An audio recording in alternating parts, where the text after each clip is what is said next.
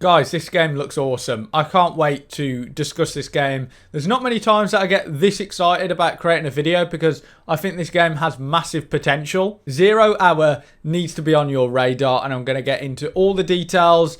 I'm going to be talking about this game, how a lot of people are comparing this game to Rainbow Six Siege. So I'm going to talk about what this game does differently to Rainbow Six Siege, and I think possibly this could be a better version of Rainbow Six Siege, and I think it has massive potential. If they get it right and it's polished, it's optimized, I think this could be a huge success. Before we get into that though, I just want to do a quick Discord plug. If you haven't joined my Discord server yet, if you're subscribed or not subscribed yet, but obviously you're thinking about subscribing, check that Discord link. It's in the description. I'll also pin it as the top comment as well. So if you're interested in talking about just general stuff and also these more tactical, authentic shooters and games that I talk about in these videos, if you want to talk about that type of stuff with me over on my Discord server with great mods, if you haven't already, join that Discord. So what you came here for is 0 Hour. So let's discuss this in further detail. I'm doing this as a live commentary because I just want to give you my raw thoughts really and honest opinions on it.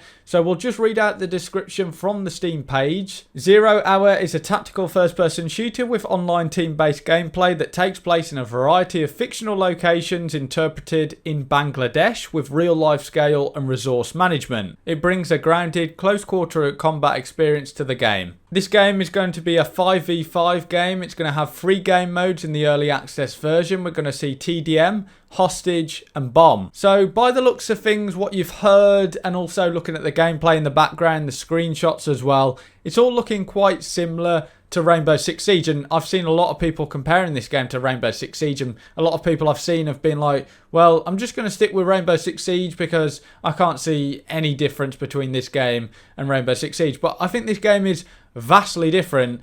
I know on the surface it looks very similar, but there's some big key differences. This game, at the end of the day, is trying to be an immersive simulator. It's trying to be a more tactical game, which Rainbow Six Siege, it was kind of concepted like it was going to be that sort of more authentic shooter, but it's got a lot more cartoony, and there's a lot of decisions that they've made that have kind of diluted the experience in terms of being a more tactical shooter. And I think the biggest difference here is there's no operators in 0 Hour, so you're just going to have you and your weapon, and they talk about resource management, and that's going to be a key vital mechanic in this game really, and it's about making sure that as the attackers you're going to have the better weapons, and these are the private Bangladeshi sort of military. They're not part of the government, but they're tasked to obviously take down these terrorists, and as the attackers, as the private military, you're going to have better weapons than the terrorists.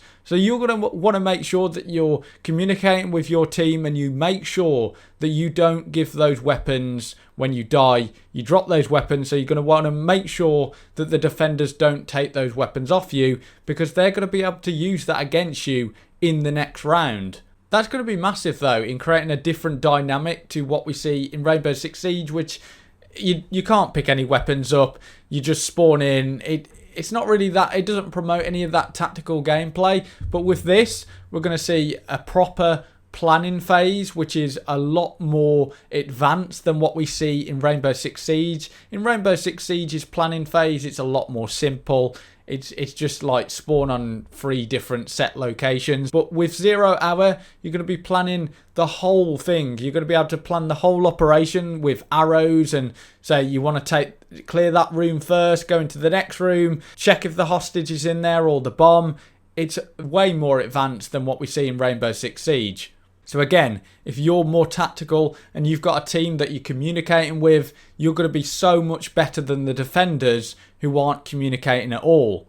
So big differences there. They're very subtle, but I think these differences do need to be made aware to the public, because I think when you come across to their Steam page or you look at what they're saying on Twitter or Discord, I think they're not doing a good enough job, in my opinion, in really showcasing what this game is doing and how different it is and what it is as opposed to Rainbow Six Siege. Because at the end of the day, that's going to be a big target audience. Rainbow Six Siege players are going to be interested in this game, but you're going to have to really do a better job at explaining what this game's all about. So hopefully in this video you can see how this game is different. One thing that really needs to be addressed is the type of matches that we're going to see in 0 Hour. Now we know with Rainbow Six Siege it's extremely popular because of ranked play.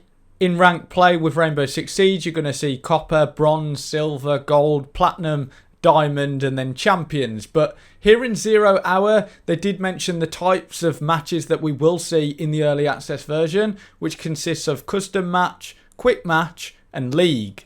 Now I hope that League is very similar to ranked play and it's the same sort of thing, because that's the key thing that is going to make this 0 Hour game into an extremely popular game. It's going to turn it into a game that's mildly successful to really successful. If they can have like sort of bronze, silver, gold, that type of stuff, that's going to keep players coming back, because that's what players want to do. They want to grind towards something to really show off how good they are at that game. Now in terms of gameplay as well, we're going to see peeking mechanics where you can peek around the door, similar to Insurgency Sandstorm. So there's 3 ways of opening the door. You can either just open the door normally, peek around the door, or breach the door, and you have to do that with a shotgun in the early access version anyway, but they're going to be expanding upon this, adding explosives, all kinds of different ways of opening doors and getting through different areas. So that's going to be really interesting. Got window breaking as well, and it could be interesting if they add maybe destruction in the future where you can blow up walls with C4. That's going to add a completely different dimension, but they're in early access until January 2021, so they're going to be improving the polish. They're going to be looking at community feedback, because this is about a community driven project, which really excites me. So if you do happen to buy this game on the 12th of August, make sure to give all your feedback, because you are making a massive difference. You're going to be able to either take the loud approach where you just go in all guns blazing, or you can be a bit more silent, a bit more stealthy, where you can completely black out areas and use your night vision goggles or flashlights. And that's going to create a completely different dimension where if you've got like night vision goggles on and the defenders haven't even got flashlights, or they haven't got night vision goggles, they're not even going to be able to see you. So that's going to be really exciting to see how that plays out. Now also, I'd love to see this game come onto console. You guys who follow my channel, you know how much I really want these type of tactical games to come to console. So hopefully, if you're a developer and you're watching this, please, there's a massive audience out there.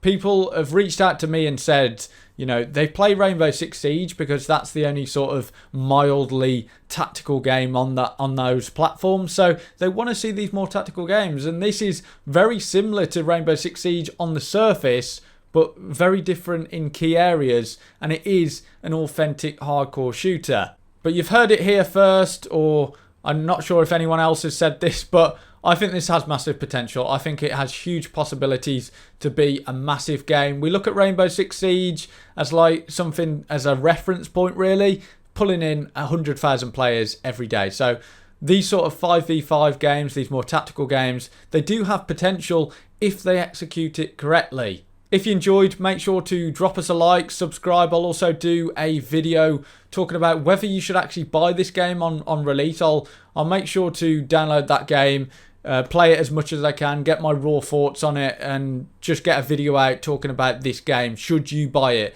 And I've heard that it will be about $12. I can't confirm that, but I've heard someone say that.